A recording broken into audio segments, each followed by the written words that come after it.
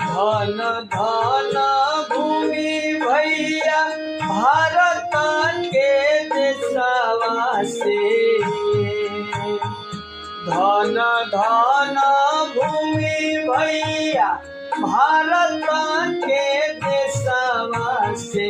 हमनी के प्राण के आधार मोर मितवा।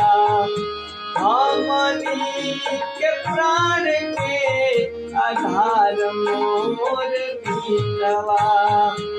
एक द्वार घेरी ठार हिमकोटवा से। तीन द्वार सिंधुर सधार मोर मितवा। गोदिया में खेल जहाँ गंगा रे जमुनवा से। गोदिया में खेल जहाँ गंगा रे जमुनवा से।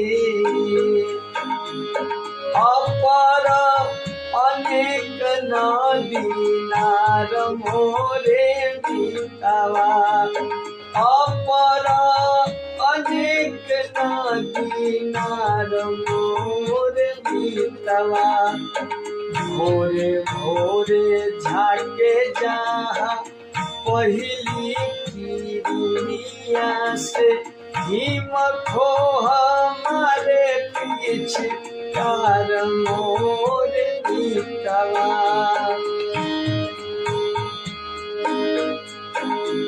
मीनता में एकता के हरे पाता का जहाँ।